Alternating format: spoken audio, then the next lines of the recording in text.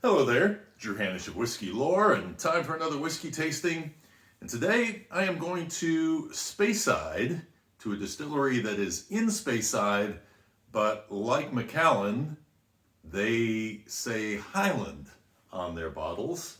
This is Aberlour, and Casg is the whiskey that I'm going to be doing a tasting on today. It's a retasting of a whiskey from some time back. But I thought this would be an interesting opportunity to pass on a story that I heard back when I was doing my distillery visits through Speyside a couple of years back.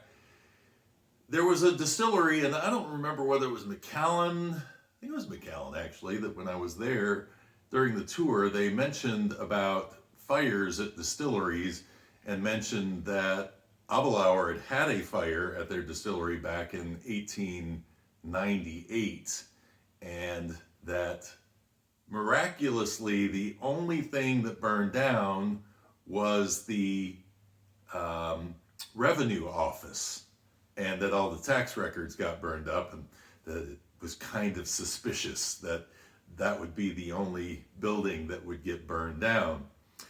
Well, I had just been kicking up my Whiskey Lore Stories podcast at the time, and I was thinking about doing an episode around distillery fires because there have been some really interesting distillery tragedies over the years. We haven't had any recently. The most recent, likely, the Jim Beam warehouses over where the old Crow distillery was on Glens Creek in just south of Frankfort, Kentucky.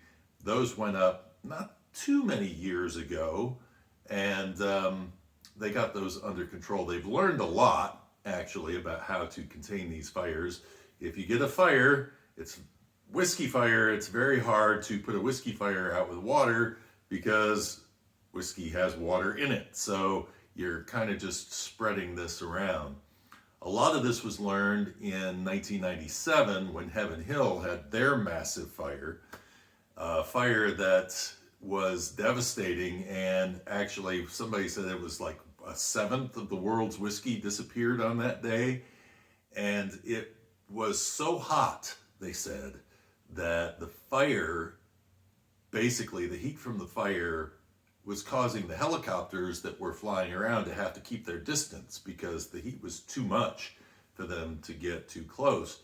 And so when you go to Kentucky now and you see distilleries and their warehouses, you'll notice that the spacing of the warehouses is a little further apart, and there are ditches that are being dug in now to kind of allow a place for this to create a buffer between warehouses to try to keep the fire from spreading. Well, in the case of Aberlour in 1898, we didn't have vehicles that, if you're going to bring a vehicle into the area, it's going to be horse-drawn at that time.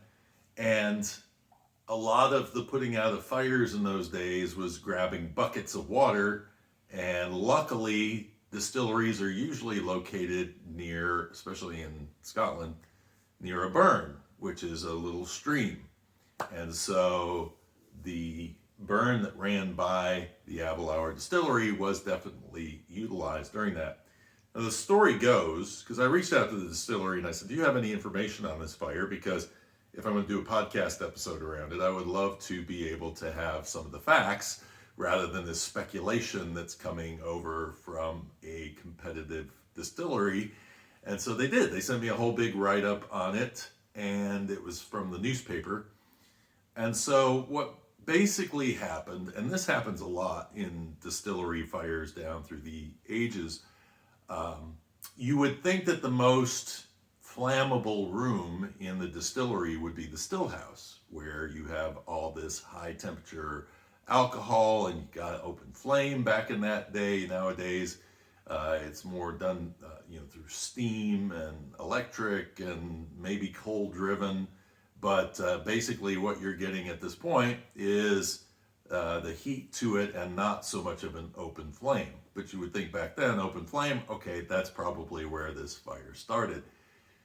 No, even to this day, the most dangerous part of a distillery for fires is the mill room, where they are basically grinding this uh, wheat or barley, in this case, into a powder, the grist, the powder, and that flour is very flammable.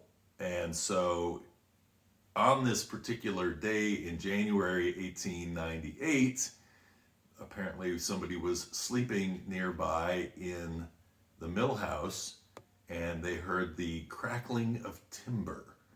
And so what had happened was somehow the mill room had caught on fire from this flour, and it started to spread quickly.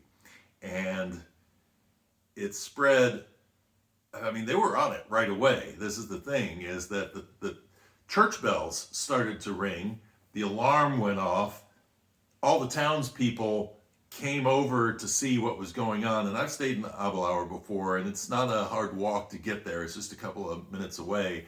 The cemetery is across the street from that. You could get there fairly quickly. But of course, I think most of the townspeople were just observing the fire. Nobody wanted to get too close to it. Well, they were doing their work to try to get this taken care of, but it spread so fast that the still house went, the mash room went, the maltings went. So, I mean, this was devastating fire for their actual operations. And so it completely spread through there. What happened in the relation to the revenue house is that basically what happened was they needed to keep this fire from getting to the kiln room, because the kiln room was a connector to the warehouses. And if this thing hit the warehouses, they were going to be into some serious trouble. And the winds were whipping up that particular evening, not really helping matters at all. And so they basically had to do everything they could to keep the kiln house from going up and spreading the fire into the warehouses, which meant that they couldn't pay attention to what was going over to the revenue house. And so the revenue house ended up going up in flames. And to make matters worse, all the revenue records were kept in a wooden box. Probably not something they did. when they rebuilt all of this stuff, I'm sure the first thing they said was, we might want to put this into some kind of fireproof container potentially, so we don't run into those kinds of issues. So, like I say, luckily we don't have lots of fires anymore, but it is amazing to see Kentucky, Tennessee, Scotland, Ireland, how many distillery fires there used to be, and tragedies and all the rest. Never did get around to doing the Whiskey Lore Stories episode on those fires, but I will bring some of these into some of the stories that I tell on Patreon, and also what I do here, because they're interesting stories, and they're just another part of what everyday whiskey life was like back with the forefathers of the whiskey industry. So let's jump in and do a little nosing and tasting here on this whiskey and reintroduce myself to it. And by the way, it was interesting. One other thing I noted out of my reading was that the Ben Rennis distillery came over to help put the fire out, another local distillery. And if you think about it, in those days, whether you were a competitor or not, you knew the dangers that came about with distilleries and the ability for a fire to completely destroy a business.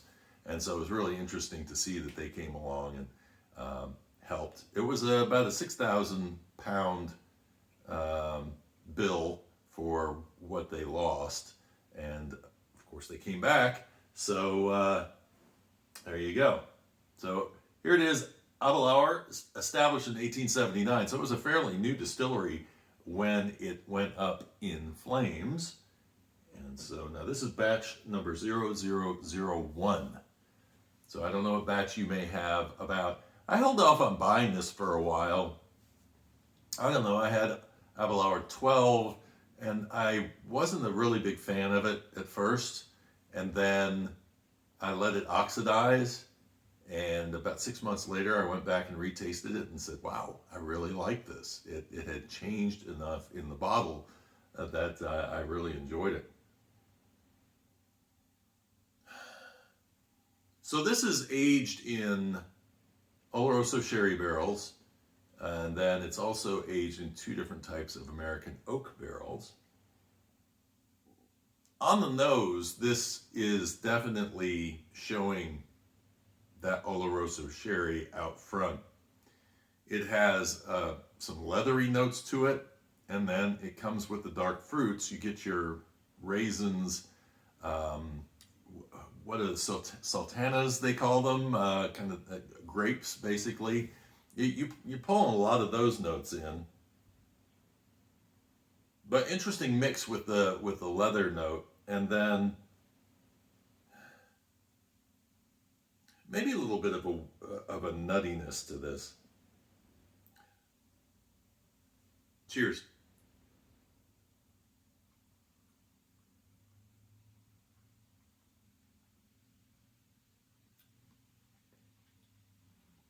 So this is interesting because it's almost plum slash raisin, but it's not overly dark. Sometimes you get those notes and it's like a really heavy, thick, dark note. But there's some brightness to this, almost like there's a little PX involved in here as well, even though there isn't. It's really interesting prune and fig coming in on this, so it really is a highlighter of those dark fruits coming in. There's a minty freshness that comes along with this when you finish. It's like after you've brushed your teeth and you get kind of that cool feel in your mouth. I get that out of this. It doesn't necessarily taste minty, but it kind of gives me that fresh kind of a thing going on. It's definitely fruit driven. It is also, viscosity wise, it's got a medium to heavy mouthfeel to it. It actually, in a way, gives me a little bit of a prune juice kind of a feel on the palate. It's really interesting.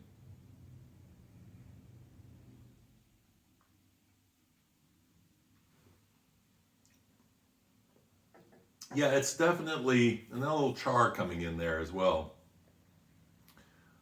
It's definitely one of those whiskeys that is going to be on the heavier side in terms of flavor. It is robust. It's 48% ABV, which for Scotch is starting to elevate a bit. So you really are getting the impact of that full flavor. And I'm so glad that they actually decided to release whiskeys at those higher ABVs and stay away from the 40, because I think Scotch really has a lot more to tell us in that range, getting up to around 50 ABV, and this one is right on the edge of that and does a really nice job. So it's a very interesting whiskey. Like I say, it's going to probably hit the palate that is looking for more of those darker fruits, but not an overly aggressive darker fruit.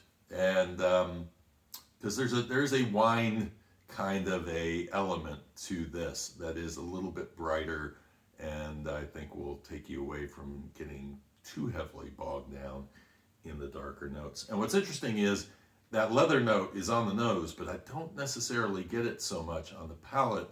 I do get a nuttiness on the palate as well, but it's much less about that leather aged kind of an experience and more about just kind of probably what's coming from those American oak barrels. I hope you enjoyed this. If you did, please leave me a comment below, or like, or subscribe. Those are always good things. Got some new subscribers coming in this week and really appreciate you guys being here. More whiskey knowledge on the way and more tastings. And until next time, cheers and Slainte.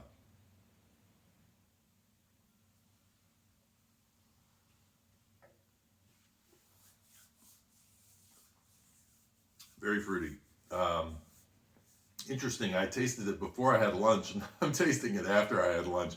It's darker now after lunch than it was before lunch. So something I ate has caused it to reveal more of those dark characters out of this whiskey than I was tasting initially.